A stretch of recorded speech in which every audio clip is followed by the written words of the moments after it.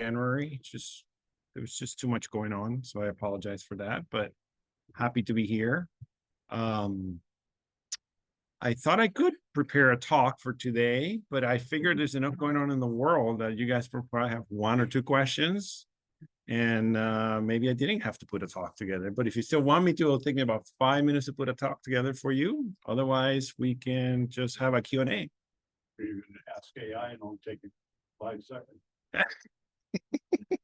See, but AI first have to be intelligent enough to know what I'm thinking. I don't think AI is smart enough for that. Brother, it's a commanding officer in the Seabolt. He's an admiral now, and he's getting ready to pass away, and they know it. He asked AI to give him a eulogy, and gave him his name and rank, and in real time, he had everything he ever did, where he went to college achievements ready to go, and then a nice heartfelt eulogy. Wow. Amazing. He read it to me, I couldn't believe it. He said it took about 9 time. Yeah. I guess next time somebody asks me for my bio, I'll ask for a eulogy of me and then submit that. They'll have something nice to say about me, I guess. So, do you know how that works? You know how AI does that? I know how it works. I have a job, brought it free. I'm no expert, but being a young man that I am, I don't want to. No. AI depends on the accumulation of information. That's right. You think packages within, so depending on which AI you install, it will depend on how much resources. So sometimes it can be 1 million packages, 2.2 billion packages, depending on the AI model you download, depends on how much resources it has to call. So you get really complicated when it goes out and searches for a lot of smaller subset, looks for a smaller subset, nothing. Slightly doesn't mean it's bad or worse, it's just depending on what subject matter you're asking. And what source of information he had. So it's a combination of the two. Or where it can go. Or where it can go to find it. Yeah. So I assume that for a eulogy, it looks in all text that has been fed into these models, looks for the word eulogy, and then anything that's written after that assumes is a eulogy. And so then start seeing patterns. First people talk about where they were born, and then most eulogies have some sort of structure. So where you went to college, education, and work. So it's just by looking at what's been written over millions of times, which is all available now on the web, then it just kind of creates a pattern, which assumes is the most likely pattern everyone else is expecting, because that's what is seen. And then it starts structuring, and then it starts looking, well, that's the name. It goes looking for where you graduated, and then just fits it in. And it's not much different than what we do when we're doing research, by the way. It just does it automatically. Yeah. How does that apply to the diagnostic pattern that you get if they have ER and that kind of thing when patients come in? Are they able to access a bunch of information just by? Yeah, it does make a big difference. In fact, I just submitted a grant about 12 minutes ago, where I actually made an argument that AI can help physicians to do better. There's a lot of fear that it will hurt medicine and this and that, and it could. It has the high potential to do that, but I think it can help us very much there's a lot of work that we do that could be automated. A lot of work that we do is repetitive and time consuming. So a lot of that can be done with these models, and then it just gives me more time to talk to you. And so, if AI is if I put out some information in AI and it gives me kind of a short list of the things that it could be and what the tests I ought to have. And, so it just really does that very fast for me. Then I can spend the time just talking to you and explaining and interacting with you about it. Then it's a great thing. If AI tries to do the same thing and keeps you out of talking to me, and not me because I'm special, but because, I represent the healthcare provider, then I think that's when sooner or later we'll get into some trouble. So replacement, it's not necessarily its best asset, but enhancement and facilitation, I think, is really fantastic. It's, the interpersonal aspect is really important in medicine as well as counseling or anything. Yeah, absolutely. I mean, I there's an element of the relationship that's therapeutic. Just like there's an element of the, in placebo trials where they give you a sugar pill, but they don't tell you what it is. That alone is already has an effect, a beneficial effect usually on people. So our minds are pretty powerful, and we engage in positive thinking and engage with relationships. Usually, whatever you're facing, it's just a little easier, a little, I wouldn't say faster, but just easier to navigate and overcome. So our resilience improve the more we relate to others and we have positive thinking. So it's just one way to improve on your resilience. Yeah. First of all, I have to ask everybody's help because I didn't get my new hearing aids put in this morning. So. And everybody here will understand. Secondly, I am involved as a volunteer with cancer research and saw an email this morning come in that the government is pulling back funding for cancer research. Is there a strong possibility that that will also happen for your research in part? Yeah, there's a lot of great concern about that. It is not clear yet. So they've already shown that they will cut research. They already shown that they will violate contracts. They already shown that they will not keep dates of engagements for reviews, and when they cancel all kinds of reviews. So anyone who submitted grants in the last couple of months to the NIH, their grants are sitting in some warehouse somewhere, and no one is doing anything with them for now because it's just total paralysis. The problem with that is that we work on these time cycles. So I submit a grant today and I have an expectation that if everything goes on time in that time cycle, I'm going to get that money 18 months from now. So I'm covered for the next 16 months, but I have no plans of what I'm going to do to support my program 18 months from now because, it's that far away, and NIH funding takes, 12 to 16 months to be processed. The fact that they stop everything, that means every day that they're stopped, that kicks that date down the road by equal number of days. So if they're at this pause for 2 months, that means now it's 20 months from now I have money to continue my research. But the other part of it is when they start again, they're going to have a huge backlog. How more people they fire, God only knows how many people they're firing everywhere. So they're not going to have more people to do this. They're going to have less. And in some way, unless there's some other rearrangement that I haven't heard yet, and will be delayed. So that means it could be 24 months, maybe before, if my grant gets funded, before I get that money. That means if I don't have any alternative plans, I have to go for anywhere between 2 to 6 or 8 or 10 months, whatever it gets delayed, without money to do research. That means I have to pay people from nowhere. And UC Davis doesn't just give me money to pay people for doing their work, meaning we have to lay off people. So this is going to turn every day that there's delay on just reviewing and funding things, even if they go back and fund the same things that they were doing before, the delay alone is going to create chaos in many programs. And so that's already a problem. And I haven't even begun with the subject matter of what they're cutting. It's just the fact that they're cutting or slowing down the process. And you'll hear that every administration changes. There's always some slowing down, but by everyone's mark that I've heard of, this is by far the largest stop or slowing down in NIH functioning. Oh, thank you. Functioning. Sorry. Yeah, thank you. Functioning that we know about. So is there any private sector? What can we do about it? first thing is you get on the phone and call your Congress people. Let them know that you don't like what's going on. They need to know that people are noticing that this is not the way you want things to be. Yeah, whoever it is, let them know that your dislike. And sorry about that. I put myself in the way. Anyway,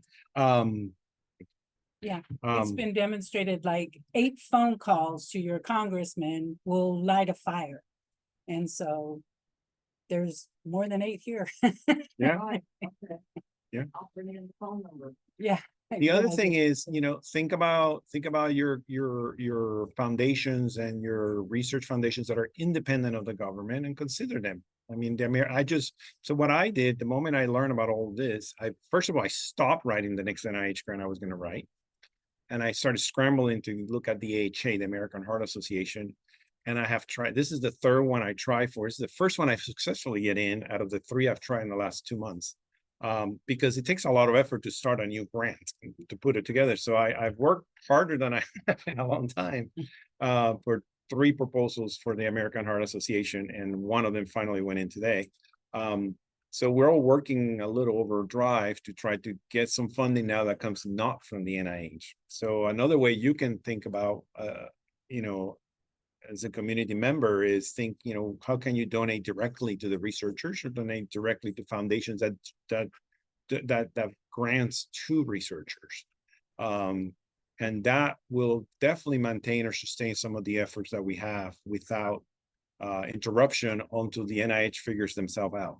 They're just going in some involution at this moment, or whatever the word is for that, trying to figure out what they really, really want to do. There are 2 other ways that I've seen this already affected. So the NIH and the government in general, not just the NIH, CDC as well, and others, they sustain a large amount of data that researchers have not only agreed, but accepted from a cultural, social point of view, that it will be publicly available. And in fact, for decades and decades, the government who funds for this research has wanted us to put all the data publicly available on the cloud. And a lot of it has been managed by the government, because otherwise you have to invest all the money effort on your own to maintain publicly available data, which is, a hardship for individuals, a hardship for small institutions, a hardship for limited foundations. So most of us over decades and decades and decades have been relying on the government. Well, one of the things they did when they took over, especially the CDC and others, they just turn off the websites, period. The data's gone. You don't know where it is. I mean, you just no longer have access to it. So there's been a lot of frantic chaos among scientists figuring out, is my data going to be there tomorrow morning or not? And I depend on all that data for my research. And so it's created an incredible amount of stress. A lot of grassroots organizations download everything. So now they're trying to organize themselves, different institutions and people are trying to organize themselves. Well, where are we going to store all this data now that we cannot rely on the CDC to store it? Where are we going to store all this data that we cannot rely on the government to store? And I'll give you one of the largest examples of concern to me. So, the government pay for the genome to sequence your genome. So the DNA sequence of your body it was paid in the 1990s. I think it was Clinton who celebrated the first copy of the genome that was done. Now they needed to do about 10 more years of work before it actually worked well. So it took more effort, but it took, lots and lots of taxpayer money to develop the genome.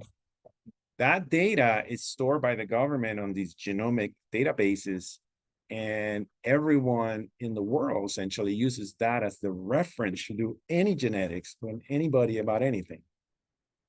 There's a huge fear that they're going to, limit the access to this, which was before, essentially free because the government maintained it. So they're looking for things to cut, right? So anything that's free to people, they're going to want to put a price on it. So the moment somebody, this is why we're all worried that as people keep reviewing, the new people keep reviewing what the government has been doing, they're going to want to cut that, and you're just going to cut down, keep going on the cut.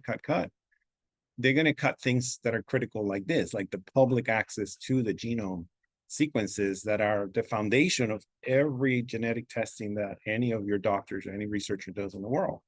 And so there's huge, massive concern about this, but no one has the capacity to put that on their computer. It's just too much, too big. So there's geneticists are trying to organize themselves to figure out what to do about that, while they're, biting their nails, hoping that it doesn't get cut out. And so it's just the uncertainty right now is got in the way of people continue doing the work and writing more grants. And now we have to write extra grants to other sources of funding because we can't trust the NIH or CDC and others. So it's a big stressor. Yeah. How do we take good care of our hearts with all of this? You come to places like this and you talk it out. Just get it out of your head, you know, just don't keep it all inside. And, you know, I'm sure most of you have probably gone through hard things in your life and perhaps even harder things than this. And remember that you are resilient and that you have strength among each other. And, you know, And this just too give it shall give it pass. a little time, right? Give it a little time. And yeah, and ask the question over and over, what can we do about this? Doctor, well, thanks for being here. We're privileged to have somebody of, your skill level and expertise to answer some questions. I have two, don't have to answer them. One to be a little longer than that, just filter into your talk. The first one is, this put on me, I have a pacemaker, which the bottom of my heart electric, they gave way about a dozen years ago, and then I have just heart failure. During this time, I'm using compensation to keep me alive. And, but I saw a Dr. Lee, or Dr. Liam, you may know or not know him from San Francisco. Works, I think, for Stanford, and got the same title as you, as far as, you know, I can't say it's particular, but electrician. He's an electrophysiologist. Yeah, he does that too. Anyway, quick question, what I'm needing personal with. Could, my regular cardiologist at the VA suggested that since I have a breakdown somewhere from the left side of my heart to the right side of my heart, electrical wire broke or something not working. The third wire that they can put on the pacemakers now Mhm. might be effective for me. And because of my number started at 35. Mhm. But then after talking to him twice, he thought it may not help me. And so it's maybe better not to. And I'm just kind of curious, you know, when you make that. Yeah, call. no, that's a, The second one, not so I don't have to get one again. It's that study you did in 2023. You did a study, right? mhm. Some other people made. I read in your, We, if you want to go over any of that, I'd be interested in hearing that too. That's all for me. got it. I'll answer the first one first, and then the other one we'll have to explore some more. What would that be? But, so yeah, so when your heart gets weakened, there are two sides of your heart, the right and the left, and they got to work together in coordination. So when they don't work together in coordination, your heart works extra hard to effectively do the same thing. So that's number one. Number two, like you said, your number's 35. That means your heart is weak or weaker. So when you're weak and now you have to work extra hard to accomplish what you want to accomplish, you are then burdened. So your heart is extra burdened when you have this thing called asynchrony, meaning they're not working together. So this extra wire, what it does is try to create synchrony, try to make the two of them to kind of play along in the same song, you know, kind of the same notes at the same time, kind of thing. Get the right side. And the right side with the left side. Usually we put the wires on the right side, so we're usually pacing the right side. In this situation, they put a wire on the left side, so then they can pace them both at the same timing. And timing here is in milliseconds, so it's I really got it back up. Yeah. So maybe that's why. yeah. So once you go above 55, then there's not so much value in doing it. So that may be the reason. There are many reasons why to back out from that idea, Have but you had success? Yeah. with the extra wiring, or- yeah, it is not trivial. It is not simple. But in the hands of people who know how to do it, it's doable. Yeah, and we do it all the time. And what help does it usually end up doing? People feel better. Sometimes we see the heart get stronger, not always, but people tend to feel better, more energetic, more ability to do more. Or the lower. Right, because your heart is now synchronized. So the portion of your limitation that's due to the lack of coordination of your heart, that gets better. Your heart may still be weak, but now it's a little more efficient while it's weak. So that can't be an elective surgery. It's gonna have to be diagnosed and say you need it. It's percutaneous. So we usually go through like a catheterization. We go through the groin and then flow the wires in. So 90+% of these are done that way. Sporadically, we have to do an open heart or open chest, I should say, not open heart, open chest procedure, but that's very rare that we need to do that. This question might be related. If a lab shows high creatinine levels, what does that mean? What do you do about it? So creatinine is a chemical that your body makes and it has to be cleared. So your kidney has to clear it. So when the kidney works well, your creatinine is low. When your kidney is not working so well or clearing things up, then the level of creatinine essentially piles up in your bloodstream. It's a difficult question to be specific about, but so I'll give you a couple scenarios. So your creatinine could be elevated with medicines, but that doesn't necessarily mean it's a bad thing. Or your creatinine could be elevated because you're dehydrated or had diarrhea or vomiting and you didn't drink enough. And so now you're dry, volume contracted, you're dry. So your creatinine could be up. And that usually gets better once you hydrate again and can eat and drink well again. Or your creatinine could be up because there is a problem with the kidney and now the kidney just can't do its work despite you not being on any medicines that bother it, and despite not being dry, your kidney may actually not be performing what it needs to do. And so the creatinine will rise. So it's very hard for me to tell you specifically, but that's kind of the three major reasons why the creatinine will go up.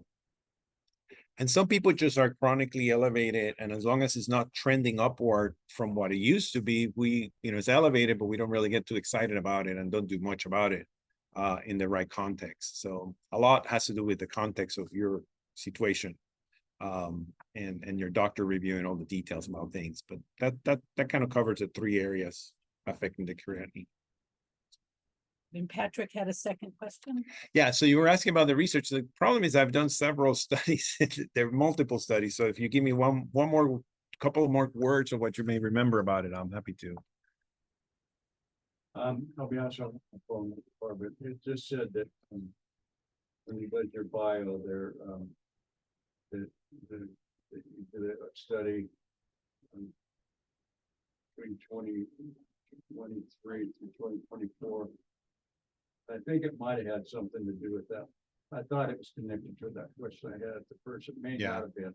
It may just been another heart-related thing that you've been working on. It's not that. Yeah. The first question was the one I really wanted to do. Sounds good. You can come up with whatever you want. No worries. The one study that we just finished and that I'm excited about, but it's not yet published. It's a mindfulness study that we did on patients with COVID. So we did a long COVID study doing what we call micro dosing of mindfulness. So it's little itty bitty mindfulness moments down to it could be as simple as 30 to 90 seconds of it. And so we taught a group of people how to do this, and then we evaluated how they felt before and after, and people's sense of well-being improved. People, their sense of their symptoms of depression improved, and what didn't improve was their sense of anxiety. So that didn't change. So we're kind of excited that because it takes so little to do. Once you learn to do this, it takes little effort of your part to do it, and then you just have to do it a lot because it's little dosages of it. So you have to do it frequently, but it's not hard to do. You just have to have the openness in your mind to do it. And once you get the hang of that, you don't have to go anywhere. You don't have to pay anything. You don't have to depend on anyone. You just do it on your own. It's your own thing. It's your own moment. And the more you do it, and the basis of it is when you are having a mindful moment, hypothetically, you are triggering a positive emotion, whatever it is. It could be happiness. It could be gratefulness. It could be whatever. There are many of them. But it is a positive emotion, which you're supposed to trigger with this. And the hypothesis is that you can be having a negative emotion and a positive emotion at the same time. So the more you trigger yourself to have, even if it's just momentary, to have a positive emotion, that means you broke away from the negative emotions. And in reality, when we're very stressed out, we're always in a negative emotion state.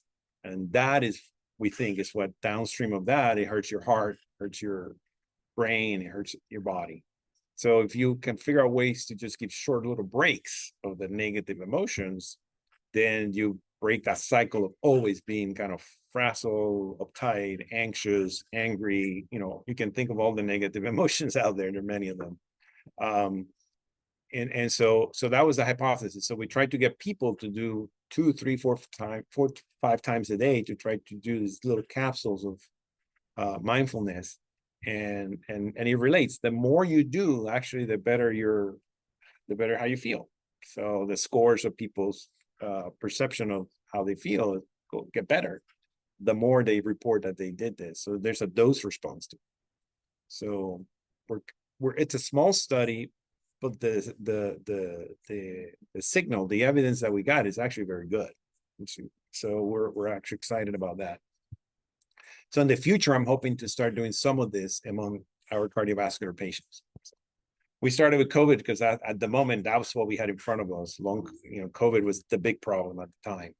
And so we started with that just because no one knew what to do and how to help people with long COVID.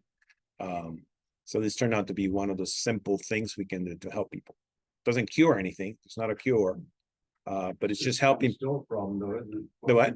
A lot of people have recovered from that, A lot of people have recovered. A lot of people still have some symptoms of it, not as bad, but they still have some symptoms of it. neighbor, she's probably 32 years old and she won't get out of the house. Yeah. And I talked to another and had to do, because she got so freaked out over the COVID thing and now, I don't know. Yeah, I don't know if that's all it does. it's pretty real. Heart disease picked up over COVID is any tiding with the shots for heart disease or anything like that. I got all my shots, but Yeah, no, some people have reaction to shots. That's true for every shot. Yeah. There's no vaccine out there that someone doesn't have a reaction to it or actually a bad reaction to it. There's always that chance. The same thing happened in COVID. Some people had bad reactions to it, but the balance is against all the people that would have had COVID otherwise, and then would have had worse conditions and or even death from it. And so the balance was still tilted towards get the shot versus not getting the shot. But there were some people who did get some reactions to it. But that's true for all vaccines. There's no vaccine that comes for free. I think Goli had a question. Yes.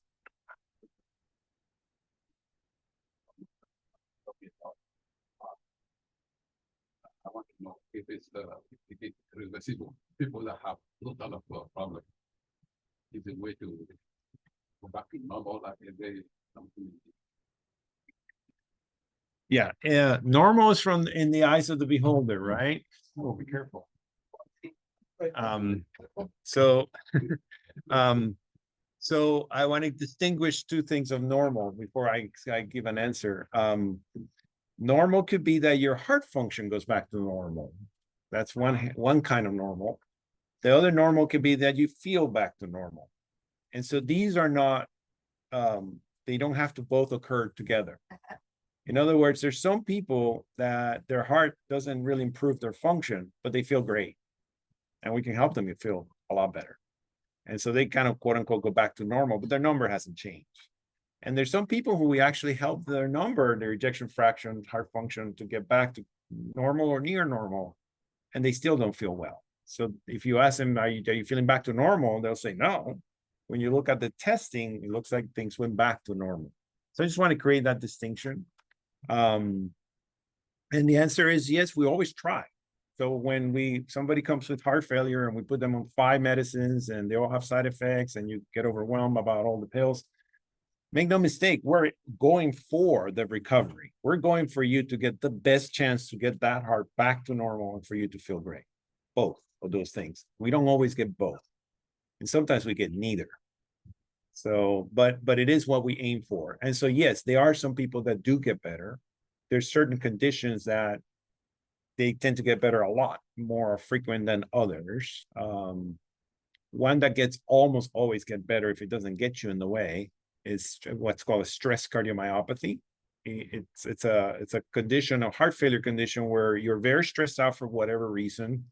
And at the moment you feel like you're having a heart attack, you can't breathe, you have chest pain, it's horrible, got to call 911, you go to the hospital. And when they do all the testing and the angiograms and whatever, they find that you don't have a blocked artery, but you have your heart is very weak. And within 10 days, your heart is back to normal. So once you break the person out of that stress moment, essentially your heart goes back to normal and you recover. sporadically somebody has a bad moment during those first 3 or 4 days, have an arrhythmia or something more serious, and sporadically somebody even dies from this. But everyone else just goes back to normal. So that's one condition in which we expect nearly 100% of back normality, not only how you feel, but also how your heart functions. And, you know, I can go down the list of all the different diagnoses, and every one of them has somewhat of a ratio, you know, 50% get better and 50% don't, you know, that kind of thing. So a lot depend on the condition, a lot depend on the other conditions, other medical conditions you have, like diabetes, high blood pressure, other things, what other complicated factors you got. And then some of it has to do with the kind of access of care you have and the kind of support you have and the neighborhood where you live and the pollution you're exposed to and the stress you're exposed to. So all of these things do matter also in how people recover. It's not just the organ and the medicine. It's also what we're exposed around. Yeah. Hopefully that answered your question. It's good, you know, get a dog, whatever can make you happy. Dogs are good. Well, you just got it. You know, when I got my electrocardiogram, Dr. Mill said that he'd seen worse ones, but their people were all dead. Well, now that I'm still not dead, I'm pretty grateful and happy and normal. Yeah. Because the alternative for me wasn't very good. Now, you know, I'm not perfect. Mhm. I am. None of us are perfect. We're glad you guys are here. Yeah. Yeah. There was another question here. So that electrical connection wouldn't help in my situation, probably. I had the second heart attack, was down to 25. Now it's back up maybe in the 30s. Mhm. But is that medication or would an electrical connector?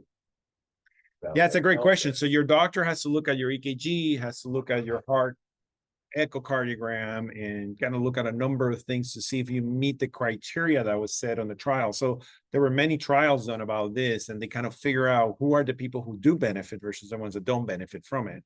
So in the trials, they tried different kinds of patients with different conditions, different features. And now we kind of know the ones that are actually likely to get better. And so we have a criteria to choose. So if you meet that criteria, then it may be for you, but I can't tell you by just looking at you. Age fits into those criteria? Yeah, age is a tricky thing, you know. Age, we're very biased to think that age is harmful, you know, to everything we do in medicine. And I have to say, you know, we talk about the young factor in our heart failure patients. So we have patients, this gets back to the things you guys are asking. We have patients with ejection fractions of 10%, 15%. Maybe some of you can relate to that.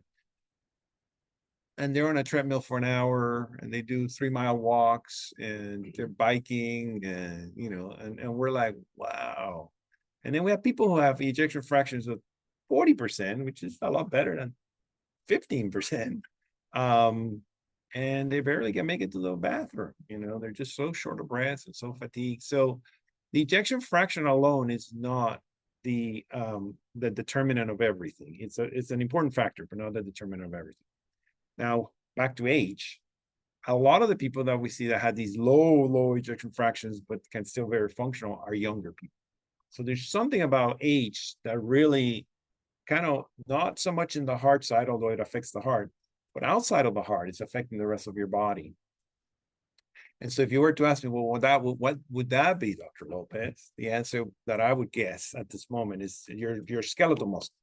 So your muscles on your legs and arms, because we know that with age, those go down. The muscles will shrink as we age. That's part of our aging experience. And so if you need more muscle that can do more for you because your heart is a little weak, or you need a muscle that's more efficient because the heart is weak, and at the same time you're aging at a point where you're actually losing the muscle, you can see how age can then be seen as affecting you negatively. But that doesn't mean you cannot counter that. That means if you then work on that skeletal muscle, and that's why exercise makes people with heart failure feel better up to a certain point, of course, is because you can then recover some of that skeletal muscle. So again, your ejection fraction may still be the same. They didn't get better, but you feel better. Why? Because your muscles are working for you. So when you're losing muscle, you don't have muscles that, you know, your muscles need a lot of energy to do the little you do. And when you work out, your muscles figure out how to do the same amount of work with less energy.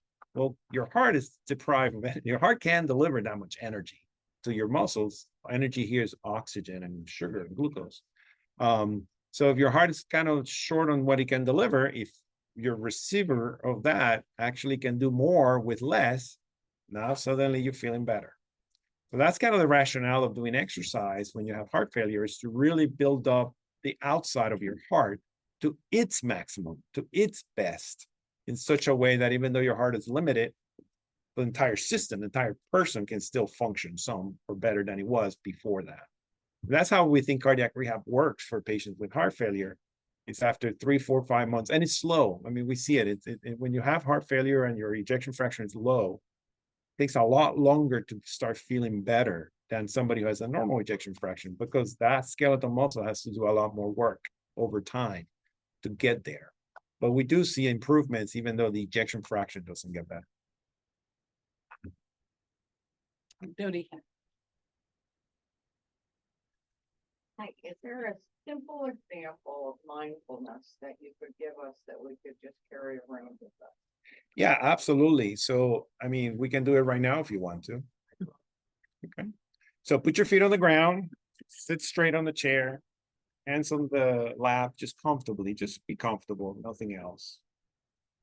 Make sure your back is not achy on the back of the chair. Make sure there's nothing kind of sticking in the pocket that is just kind of distracting you away. And then I'm gonna ask you to just close your eyes gently. Doesn't have to be too much.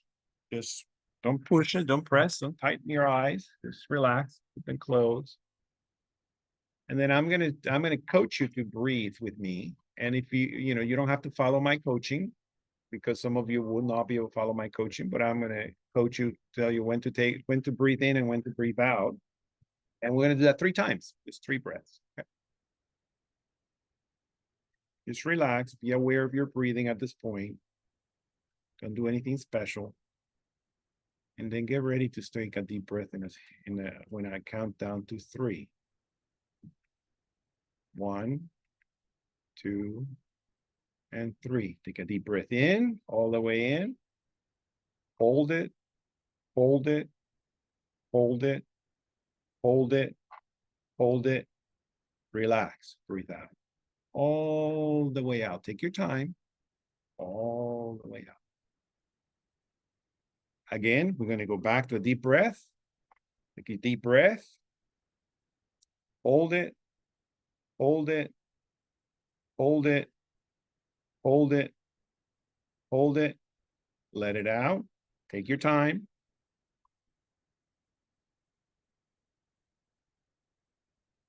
Let's do it one last time. Take a deep breath in, back in. Take your time. Fill it up. Fill your lungs up, and then hold it. Hold it. Hold it. Hold it. Hold it.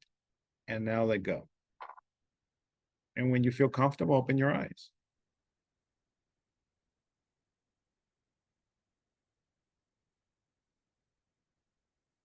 Box breathing. If I would have checked your blood pressure before that, probably your blood pressure is about 5 points lower right now. That's kind of the expectation of something like that.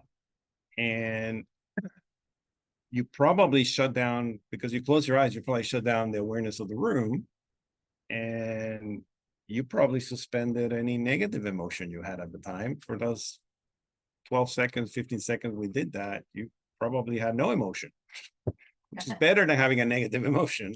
For some of you may have had a positive emotion. I don't know. If you did, tell us. But that's it. So what you do when you do that is, again, you separate yourself from the space. You try to empty your mind in such a way that probably there's not too much coming in. When you take the deep breath and you release it, you're activating the vagus nerve. The vagus nerve, it's the counter to your sympathetic nerve. The sympathetic nerve is the one that creates anxiety, stress. It's also the one that saves you when the tiger is chasing you, because you can run real fast up the tree when the tiger is chasing you because you're freaking out from it. So that's the nerve, that's the sympathetics. And so the vagus nerve is that once you get up on the top of the tree and now you're not going to get eaten by the tiger, you can relax and your heart rate will come down and you stop breathing so fast. So this is the calming down nerve, it's the vagus. So by you doing this breathing exercise, you just momentarily, you just poke your vagus and say, wake up and do something, relax me a little bit. And so you just trigger the vagus nerve. That's what you're empowered to trigger your vagus nerve in many ways. And this is one of them by just doing these breathing moments. You do need to expand the chest wall, hold it enough because there's sensors in your chest that will trigger the vagus to wake up. And then you put it down and then you stretch it again and you put it down. So doing this 3 or 4 times should be enough to get your vagus at least awaken. Yes. I'm a year and a half past getting a stint in my LED. How I got in the situation to begin with is, even when I was told to eat right and exercise, I didn't. Plenty scared the week I had it done. Need a refresher course in being scared.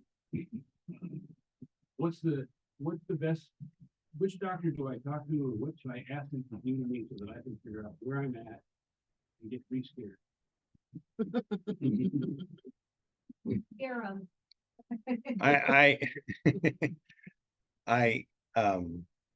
I am not going to do that because I will harm you by doing that. So we talk about fear all the time. Fear is a bad motivator. It motivates people. It does. If the tiger comes, you get motivated to go up the tree, but only lasts so little. Like you just described, it's gone away. The fear that you had went away, and that's the problem with fear. It works in the moment. It's rewarding for the patient. It's rewarding for the doctor. Whoever's invoking the fear in the moment. Sometimes I need to invoke fear. I don't like it, but I need to invoke fear because I need action now. And it's my fastest, strongest tool to get somebody to do something, is fear. But in the long term, you're now in the long-term space. Now you're not just thinking, I'm having chest pain. The doctor thinks I have a heart attack. I need to sign that paper to go in the angio cath. I need to tell you, if we don't do this, there is a 10% chance you'll be dead by the morning and you're going to bleed. I got to scare you to get there because I know that's going to be likely the best thing for you to motivate you. If that doesn't motivate you, then we're done. You're not going because you decided that's not good enough to motivate you. Then we're not going. But at this time, you're not an extremist. You're not in a dangerous moment that we need action right now. So the question should be, what is a better motivator for you to do the things that you already know? Because you already know the things that you ought to be doing, right? You just need the motivation piece. This is the hardest, actually. This is very hard. You're in a place where most other people are. Isn't that, we get people who know nothing, and then we do the education piece. And then we got to motivate them to follow. And that's where most people get stuck. Most people are willing to learn, but get stuck in the motivation piece. So the question is, what would be a better motivator? And before I give you my answer, I wonder whether anybody has any suggestions. What would be a better motivator than fear to actually kind of follow a healthier lifestyle? Discipline. Discipline is kind of a character, it's a trait, it's a characteristic of you rather than a motivator is kind of something that comes and goes and changes you in the moment to do something or sustain something. I mean, discipline is again a skill or a trait, but I'm thinking beyond discipline. Yeah. I would say the mindfulness is the best motivator. Mm-hmm. Self-motivation is mindfulness. Okay. Once you realize the benefit of it, mm-hmm. you continue to do it and progressively get better. Right. Especially if you feel better, right? If you feel better, it feeds into itself, right? Yes. What's the best test I could ask for to find out where I'm at? That's an easier one to answer. I say it's an exercise test, treadmill test. I find a treadmill test the most telling. It's not always the only one or the best one, but if you just give me no other information, what test do you want, Dr. Lopez, on this random person behind the door that you got to tell us how good they're going to be 5 years from now? Give me a single test you want. I'll give you. It's a treadmill test. I get so much knowledge and information from a treadmill test. That's what I would do. And did you do one after your heart attack at all? Before they did the stint. Okay, so you have had one. And it's been a year and a half. Yeah. So if you're concerned, that's actually a good question to your doctor. Should I do another treadmill test to just see where I'm at? And if you really, really want it, you just say things like, I'm really anxious, doctor. I can't sleep at night. I mean, I'm walking around sweating because I don't know, make the doctor a little anxious about your situation, and then they'll order the treadmill test. Sorry, is that recorded? Can you delete that from the record? Do not ever play that for Dr. Buchanan, please. But one thing I think the biggest motivator is the support of the community that we have here. Motivation, yeah, that's good. That's good. So I'll tell you what I do. I ask people what's important to you. And you say, think about it. Think right now. What if you're in my office, say, tell me what's important in your life. What is it that you wake up in the morning and say, I want to see that. I want to do that. I want to be there. I want to just forget health, forget medicine, just your regular life. For some people is child, spouse, a trip, God, these are the answers I get, by the way. A basketball tournament, dancing at a wedding, seeing the new year, just if all of you have something in there, or multiple somethings. Hopefully they're multiple because it makes it easier on me. When you have multiple, and then I ask you what are they? And based on what people say most of the time, I can figure out a way of connecting your healthy lifestyles to accomplishing that's important to you. And so if in that conversation, we succeed to link the two, and again, I love these examples because they're real and they were very powerful. We had a patient in cardiac rehab, he loved to play pickup basketball. And he like team competitive pickup basketball. And there was a big tournament in Southern California. And he had a heart attack, and we put a stent on him in rehab. And basically, he wanted to train for his pickup basketball. That guy did not miss a single visit to cardiac rehab, and just left with flying colors because he did, and he went and played his pickup basketball team, 3-on-3, tournament down there. It was happy as hell. He was motivated, and that he had the best experience in rehab. We had a woman who had heart failure, and her only, we asked her, what do you want to accomplish? And her only accomplishment, my daughter's getting married in about 8 or 9 months. I want to be able to dance at the wedding. So we exercised her and actually started, strategically planning for how she was going to dance and stuff. And sure enough, she went and danced at the wedding. So it's just, you gotta, and you can renew these things that are important to you. You just got to go back to the conversation. How do I get there? Well, is eating this really getting me to my pickup basketball or not? No, it's not. It's more salt, more sugar, whatever. It's not going to really.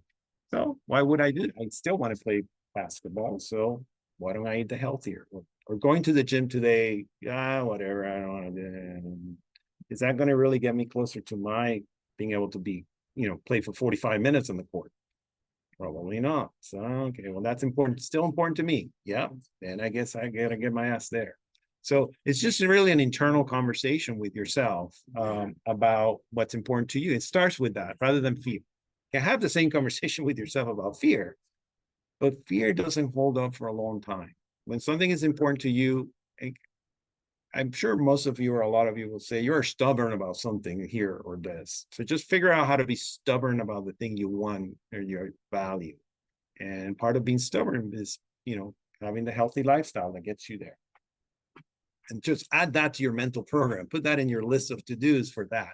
See, I got to get tennis shoes. I got to get, shorts, and I got to get fit, So just make your list for what you need to do. Trips are really powerful for people.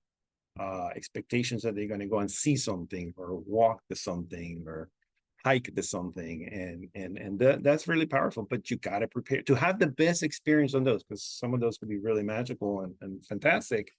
But to have the best experience for you, you got to be fit for that. So there you go. So that's why you got to come to the program. That's why you have to eat healthy, skip the snacks, So can I share that there's feedback for that then too?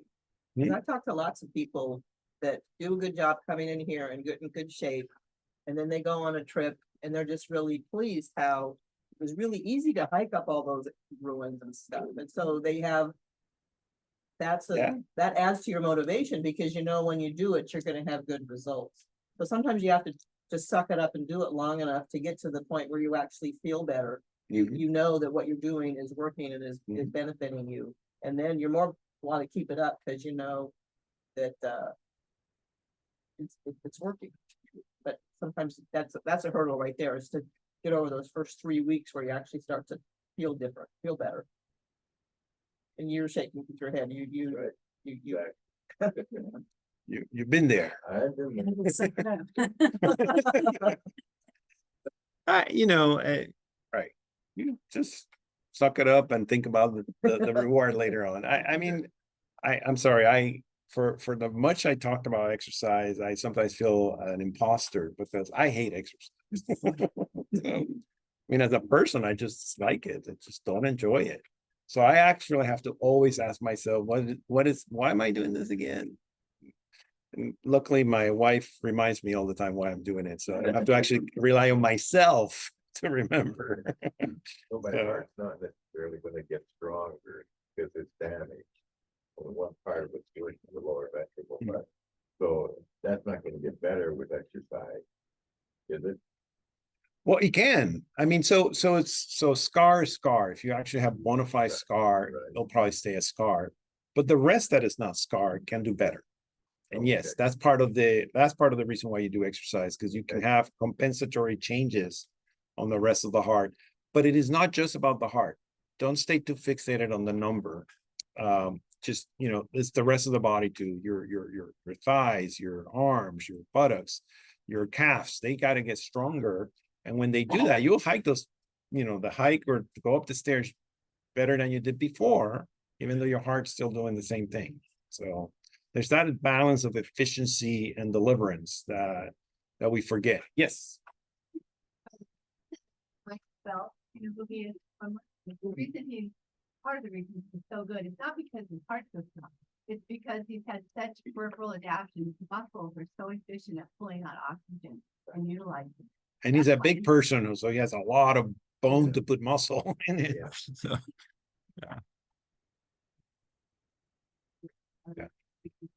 Mitochondria have more capillaries we have, we can pull out oxygen and utilize it better just through training in you. Yeah. And that's what makes the biggest difference. It's not that your heart is improving so much, it's everything else. yeah.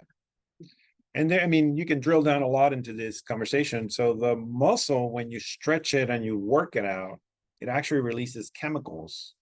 And these chemicals go around your body and they're actually anti-inflammatory, your own chemicals. You can eat supplements, which we could talk at another time about supplements, but you can eat supplements to reduce your inflammation. What about using your own muscles to reduce the inflammation?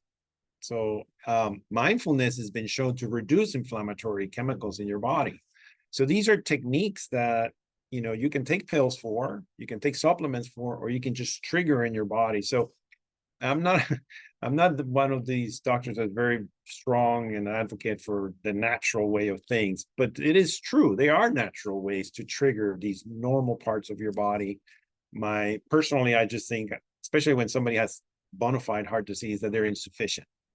And so I don't rely only on them, but for sure they are helpful and contribute. Triggering your own body ways to reduce inflammation. Exercise is one of them. Nutrition is another one, and mindfulness is the other one. These are lifestyle choices you make that can trigger and reduce inflammation.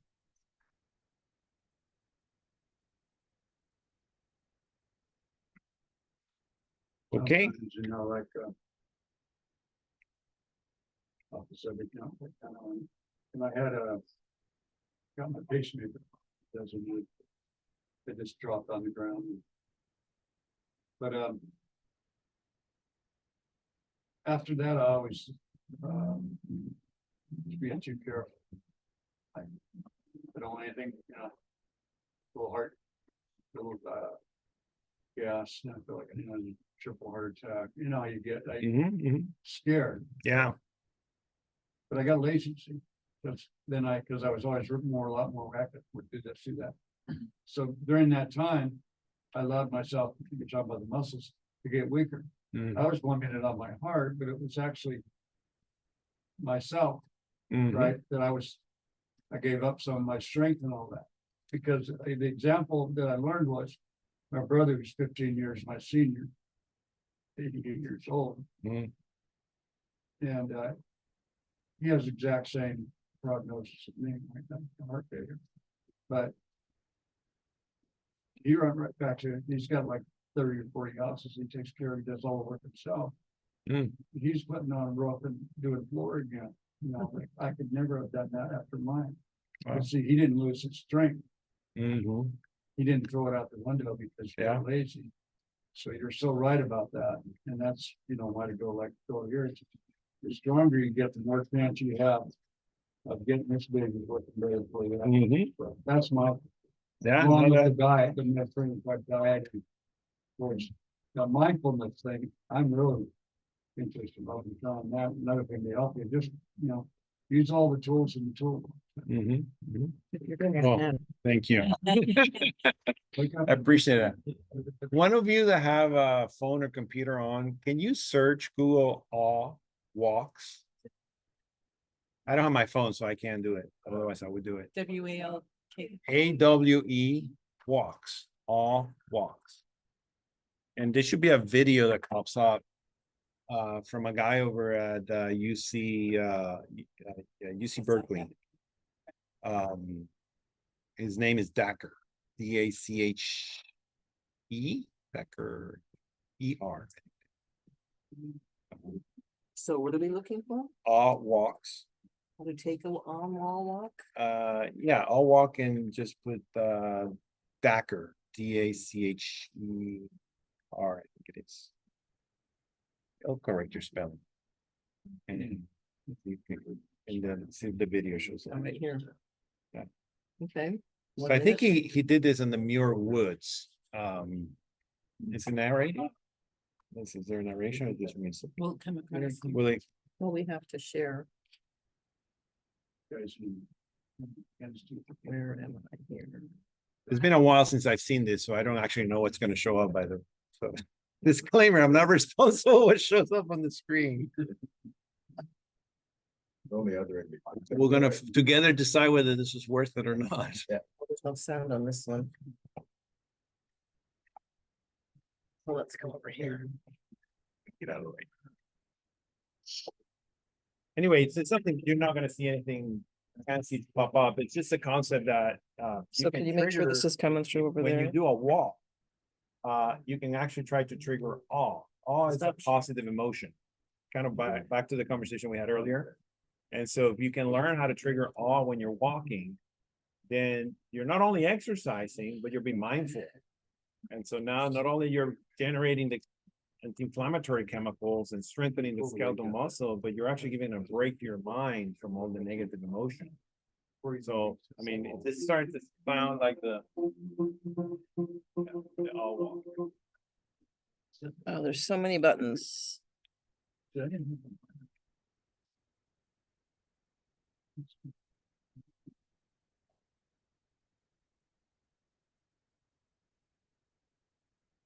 How do you get to the one that shares the sound?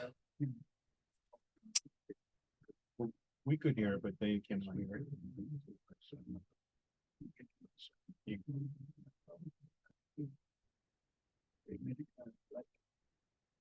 That's not it. It's on there to share officer. Well, it should be right here. Oh, it isn't so much. Oh, well. I'd hear, be a button which at the bottom sometimes. Share sound. Options. Share sound, here it is, here it is. Okay. So we're here. Here. Oops. That's him.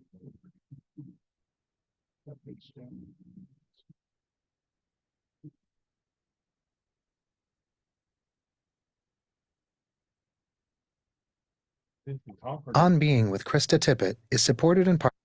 People feel it all. On Being with Krista Tippett is supported in part by the John Templeton That's the right Foundation, one. funding right? research and catalyzing conversations that inspire people with awe and wonder. Discover the latest findings on neuroscience, cosmology, and the origins of life at templeton.org. To me, one of the Yeah, so there's another video where it's actually a walk. That's him, and he is a little too young to be called the father of this, but some people are starting to call him the father of the field of awe. But yeah, so the point is you can actually plan your walks and trigger awe during the walk, and you get the extra benefit of Here it is. combining the exercise. Yeah, so click on the little triangle at the bottom. There you go. Say what the all walks are. That's something you've. Yeah. It's a thing. So for me, the awe practice in the grief was awe walks are simply, we've tested this scientifically, like go out and do a walk and look for things that amaze you, and big and small, and you can do that.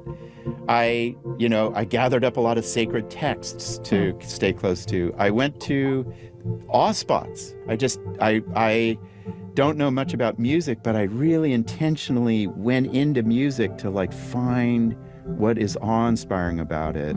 So I made it a practice in life, like a lot of people do, like you've said, like religion or spirituality. And it changed my life.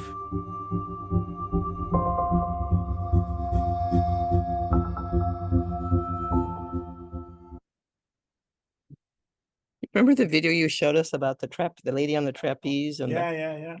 That was a TED Talk. that was awesome.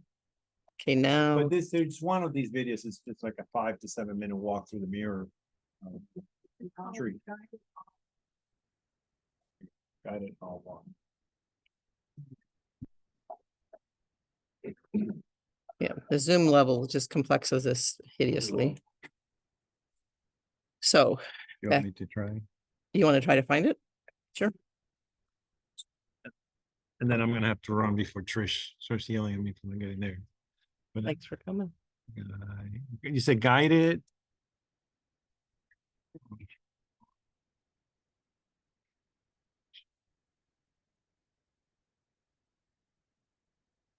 In this one, yeah, I see it. I recognize it because of the trees. Literally everything is getting more expensive. Housing, groceries, insurance.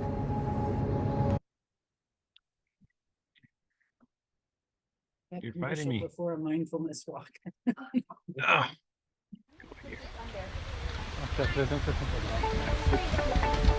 This one? Awe is the experience we have when we encounter things that are vast and large and that transcend our current understanding of the world. The Greek philosophers felt that awe was our defining strength. It is a pathway that points us to our deep purpose. Science has shown us that even brief experiences of awe make people more altruistic, less entitled, more humble, aware of the strengths of others, and less stressed by the challenges of daily living. Feeling awe gives us a better sense of how we are part of a larger social collective. It stirs curiosity and seeds scientific thought, all the while bolstering our health and well-being. Awe is powerful. One of the best ways to cultivate awe is to go on an awe walk. And on very fortunate days, I get to do awe walks in a place like this, Muir Woods National Monument. Let's explore the beauty of this place together through a guided awe meditation. We'll begin the walk as we do all contemplative exercises with the breath.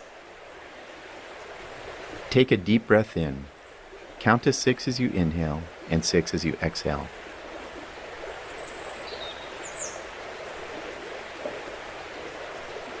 Feel the air move through your nasal passages and hear the sound of your breath. We'll come back to this breath throughout the walk.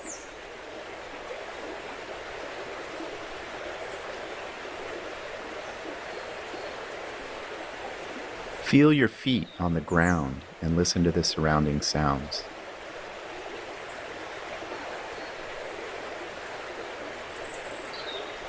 Return to your breath. Count to 6 while you inhale and 6 as you exhale.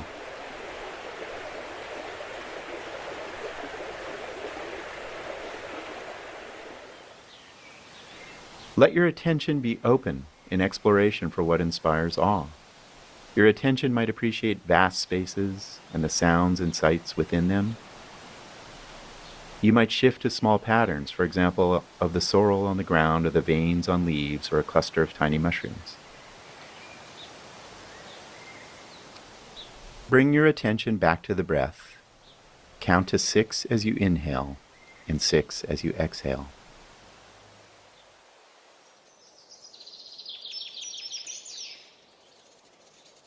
These coastal redwoods, which are some of the largest organisms to ever live, are also some of the oldest living organisms on Earth. Let's appreciate this transient moment in time. The span of our lives is but a brief chapter in the lives of these trees.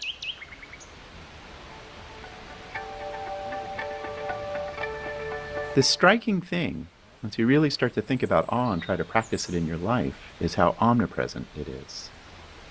As you move through your day, take note of the moments that bring you wonder, that give you goosebumps. These are your opportunities for awe. Go out and find your awe moments and listen to them carefully. What you'll find in how they stir humility and wonder is that they will point you towards what you're supposed to do while you're here on Earth.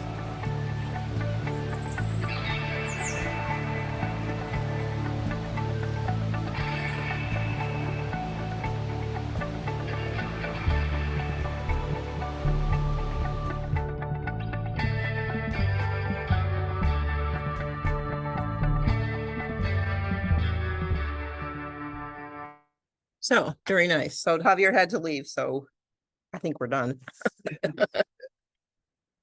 Thanks for being here. If you have any questions, I think you missed your chance, email them.